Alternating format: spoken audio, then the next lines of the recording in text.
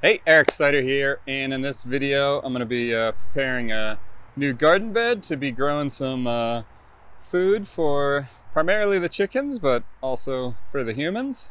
Right now I got these chayote that need to go in the ground. This is definitely an experiment. These are, it's for sure too late in the season to grow these properly, but we'll see what we get. I just thought about it and it was already fall and happened to be able to get some at the grocery store, and yeah, they are sprouting coming up, and also got some water chestnut, which is a really good calorie crop. Anything in water, especially plant or animal, outstrips the efficiency of land. Also have some kangkong or water spinach I'm going to be trying out as well. So this whole area is going to be the see what we can grow for the chickens. Got the new shirt, the links down below to the store. Permaculture preparedness, because permaculture is preparing. So got this little kiddie pool. It's a 4 foot by 1 foot. So that's where the water chestnut and kangkong are going right here. I got a couple more of these to try some other things, so see how that all shakes out. I got some cardboard soaking. We're gonna lay that down, and then there'll be a path. And basically the chayote, and also got some cushaw and trombocino to try out. So that's all gonna be growing up over the cage. And all right, let's get into it.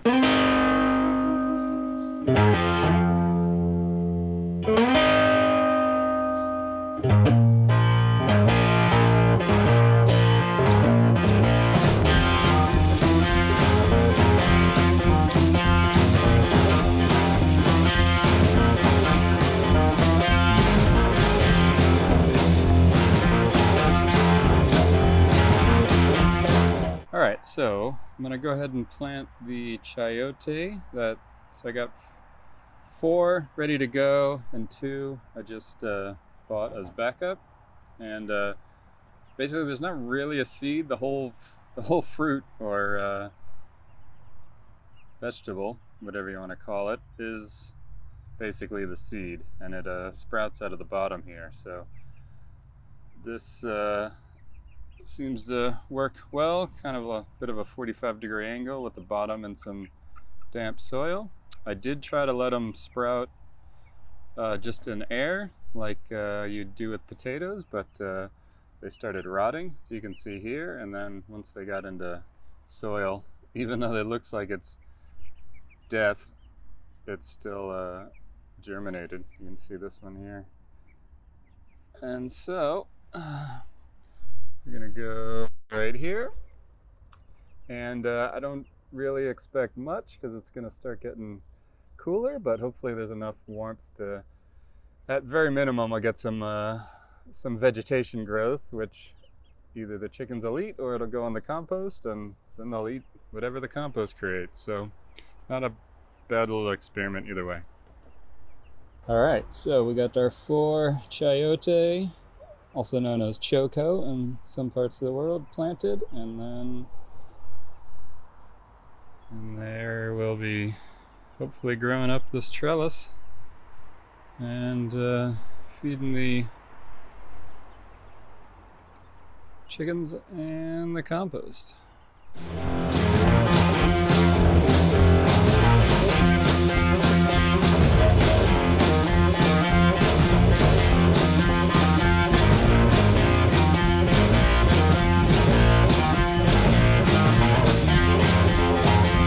All right, time to plant up the water chestnut and the kangkong.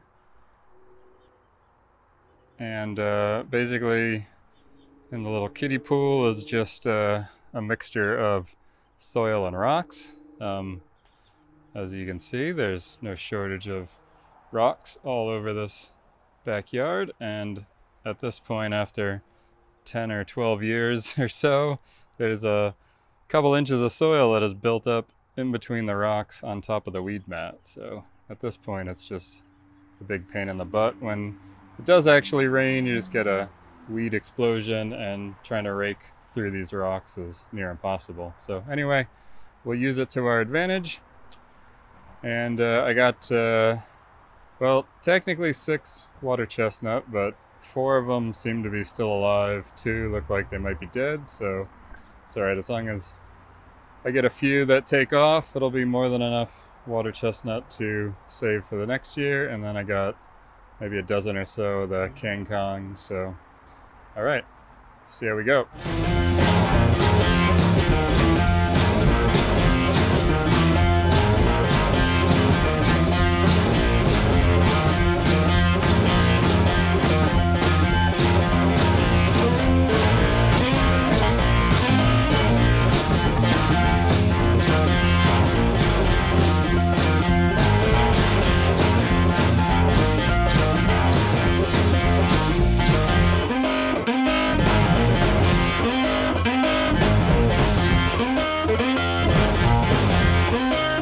All right, there we go. We got our water chestnut,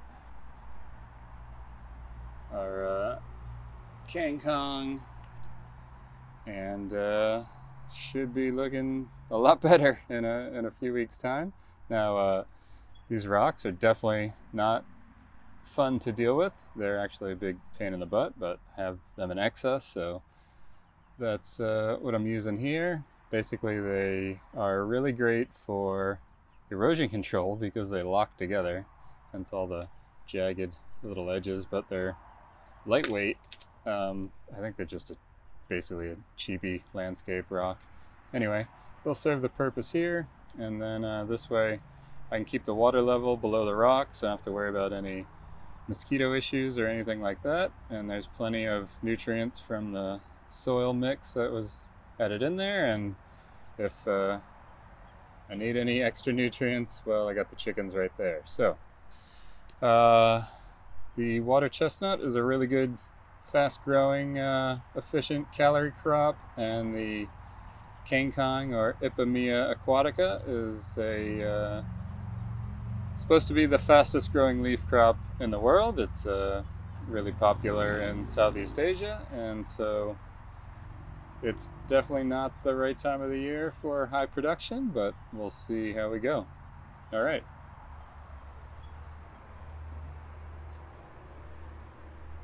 Okay, so I got the second kiddie pool set up, and this one is going to be for mostly azolla, but I also have some duckweed just along for the ride.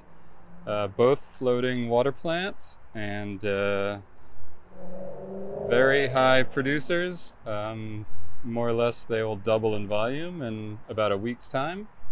And azolla particularly is really awesome, high in protein and also high in nitrogen. It actually is a nitrogen fixer, so great great feed for your animals, and also great addition to the compost. And got some little mosquito fish in there just to take care of any mosquito issues, and got a little bit of azolla here, and we'll see how the chickens like it. What's up, Chiggy?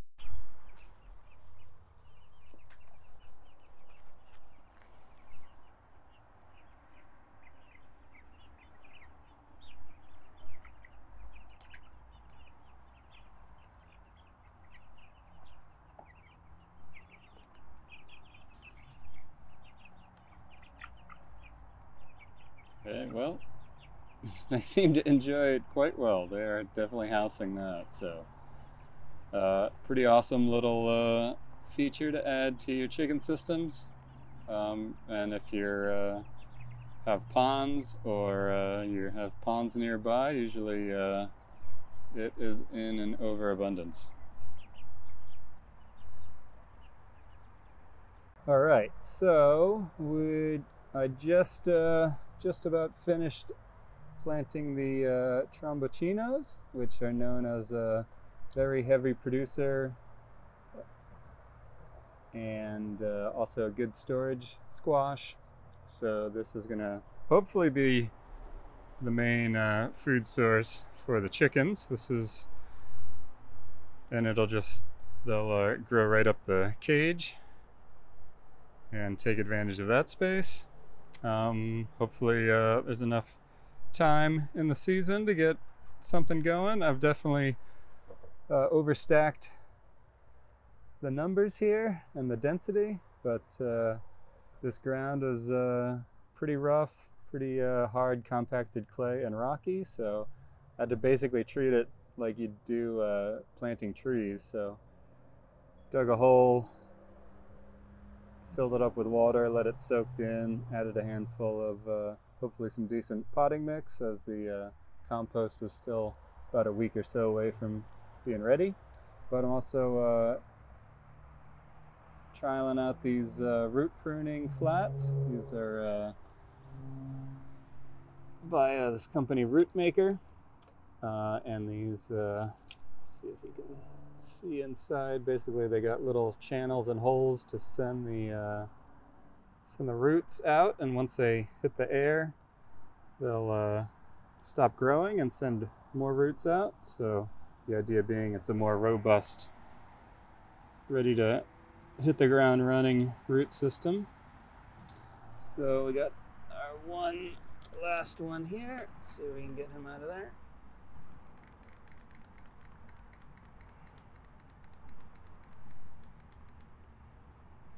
Oh, there we go. So I can see all the roots. Look.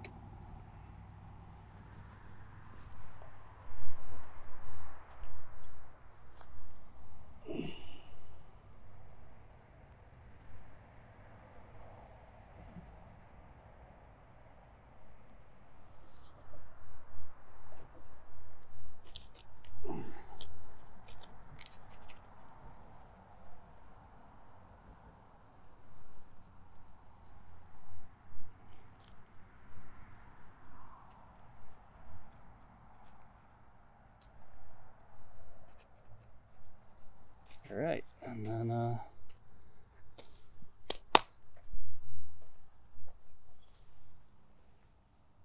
there we go. That's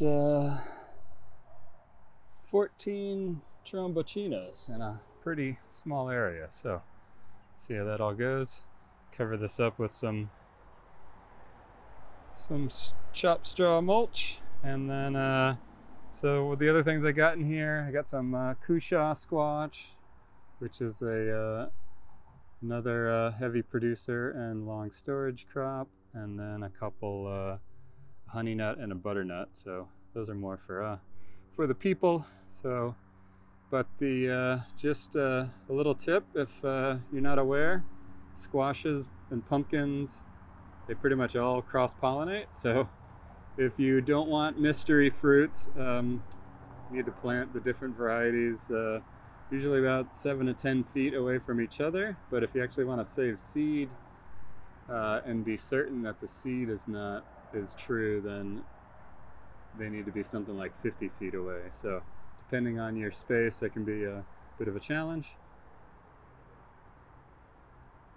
All right, let's see how the aquatic items are going.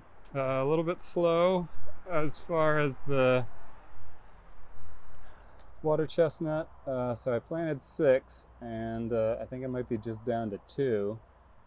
There's definitely 2 I think rotted out while I was waiting to transplant it into here, and then I got 2 that maybe will recover, but basically these 2 guys here are the only ones looking good. And then the kangkong is it's coming along, but it's definitely the wrong part of the season for both of these, but we'll see what we can get.